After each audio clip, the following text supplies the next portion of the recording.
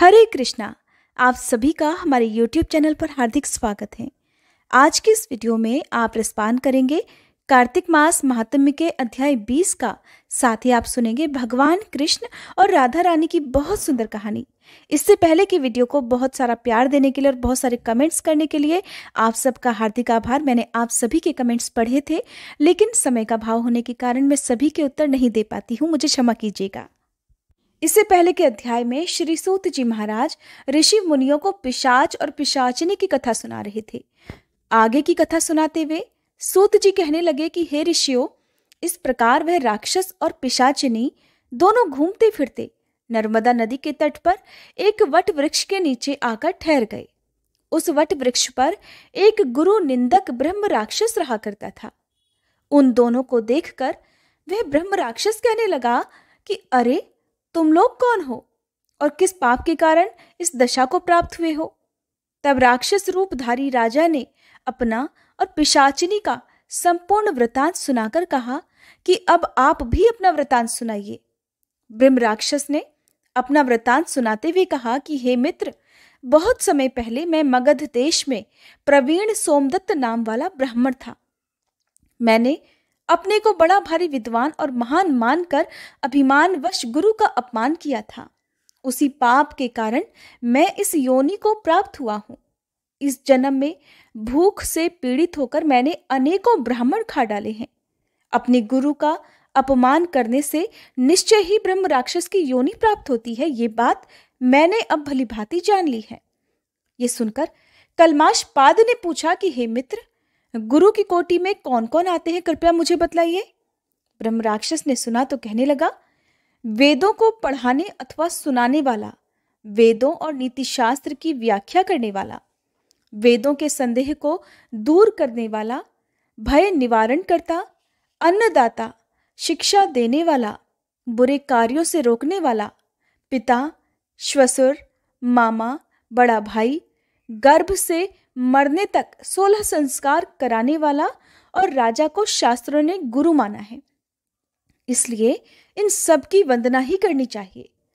ये सुनकर कलमाशपाद ने आगे पूछा कि हे भाई, तुमने तो अनेकों गुरु कह दिए हैं, अब इनमें से भी कोई बड़ा है या सभी बराबर हैं?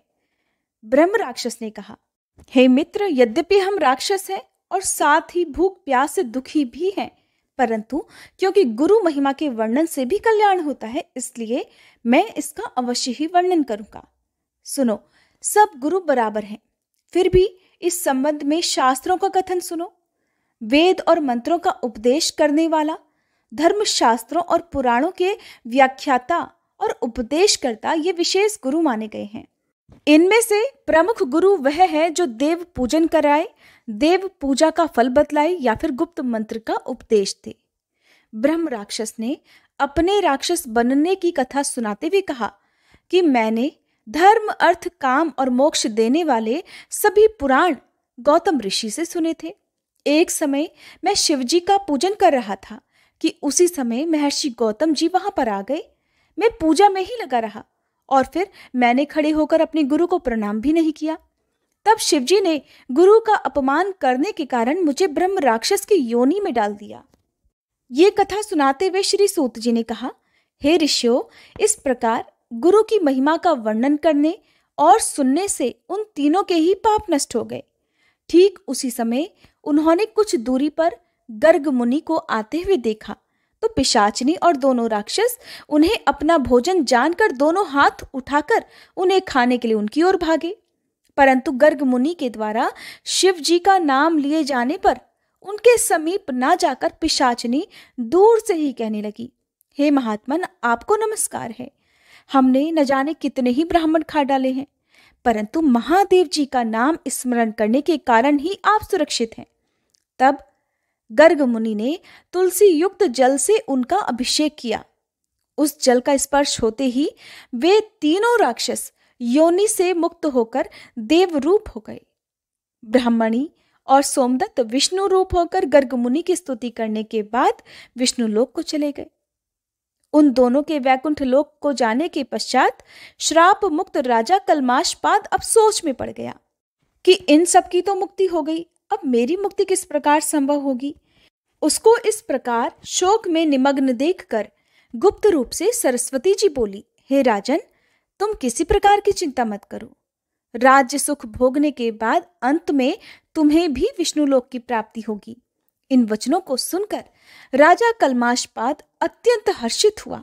फिर राजा ने अपने गुरु का स्मरण किया और गर्ग मुनि को प्रणाम करके गंगा जी की स्तुति की। इसके बाद राजा भगवान विष्णु का स्मरण करता हुआ काशी जी चला गया। काशी जी में 6 मास रहकर राजा गंगा जी में स्नान और विश्वनाथ महादेव जी के दर्शन करते हुए आनंद प्राप्त करता रहा।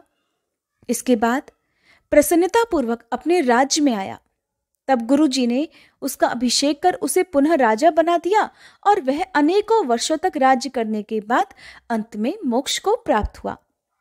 इस कथा को समाप्त करते हुए श्री सूत जी ने ऋषियों से कहा, हे मुनियों, इसमें आश्चर्य जैसी कोई बात नहीं। भगवान का गुणगान करने और काशी जी का दर्शन करने से मनुष्य को निश्चय ही मोक्ष की प्राप्ति हो जाती है, तो गंगा जी में स्नान करने मात्र से ही करोड़ों जन्मों के पाप भी समाप्त हो जाते हैं। मुनियों को ये कथा सुनाकर श्री सूत जी महाराज कुछ क्षणों के लिए मौन हो गए। इसके आगे का वृतांत आप अगले अध्याय में सुनेंगे। आज का अध्याय समाप्त हुआ। अब आप सुनेंगे राधा रानी और भगवान कृष्ण की कहानी। उससे पहले मैं आप सभी को बता दूं कि आप में से जितने भी लोग कार्तिक मास के नियमों का पालन कर रहे हैं, या फिर आपने तुलसी जी की पूजा की होगी या कुछ नियमों का पालन तो जरूर किया होगा, तो ऐसे में कार्तिक मास के नियमों का उद्यापन या कार्तिक मास का उद्यापन आपको कब करना है, इस बारे में जानकारी हमारे चैनल पर जल्दी अपलोड हो जाएगी। आप जरूर देख लीजिएगा। देवउठान एकादशी के बारे में यदि आप जानना चाहते हो तो पहले से ही अपलोडेड वीडियो को देखना मत भूलिएगा। कान्हा जी की बात हो और राधा रानी का जिक्र ना हो, भला ऐसा कैसे संभव है? राधा कृष्ण को एक दूसरे के बिना अधूरा माना जाता है। तभी तो सारे भक्त कान्हा जी को राधा कृष्ण के नाम से ही पुकारते हैं। ये दोनों नाम एक दूसरे के लिए ही बने हैं, इन्हें कभी भी कोई भी अलग नहीं कर सकता। तो देखिए क्या होता है कि एक बार जब मामा कंस ने भगवान श्री कृष्ण और बलराम को मथुरा आमंत्रित किया, तब पहली बार वो समय आया था जब भगवान कृष्ण राधा रानी से अलग हुए थे। लेकिन विधि का विधान कुछ और ही था। राधा रानी एक बार फिर से श्री कृष्ण से मिली।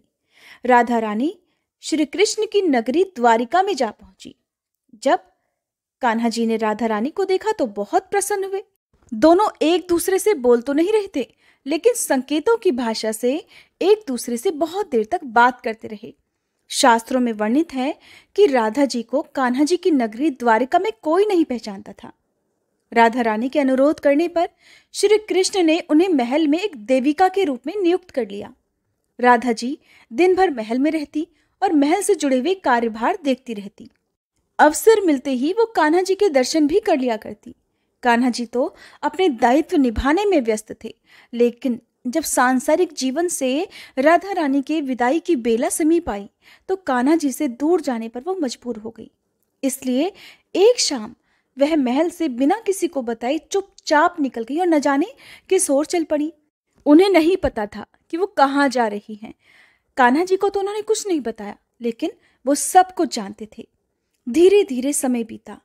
उधर राधा रानी बिल्कुल अकेली हो गई। अब उन्हें भगवान श्री कृष्ण की आवश्यकता पड़ी। वो किसी भी तरह एक बार, बस आखिरी बार कान्हा जी के दर्शन करना चाहती थी।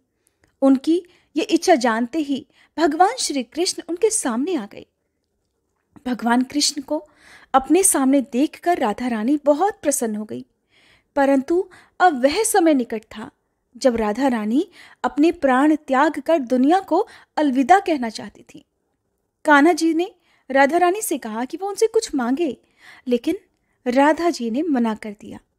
कान्हा जी के दोबारा अनुरोध करने पर राधा रानी ने कहा कि वो आखिरी बार उन्हें बांसुरी बजाते हुए देखना चाहती हैं।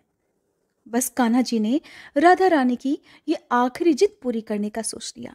कान्हा जी ने कमर में खोसी हुई बांसुरी निकाली और बहुत ही सुरीली धुन बजाने लगे।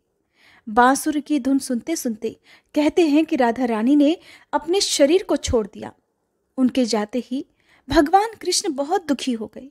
उन्होंने उस बांसुरी को ही तोड़कर फेंक दिया जो कभी उन्हें बेहद प्यारी थी, जिसे वो अपने से एक क्षण के लिए भी अलग नहीं करते थे। वो बांसुरी की धुन ही तो थी जिसे सुनते ही राधा रानी अपना सारा काम छोड़कर नंगे पांव ही दौड़कर कान्हा जी के पास आ जाया करती थी।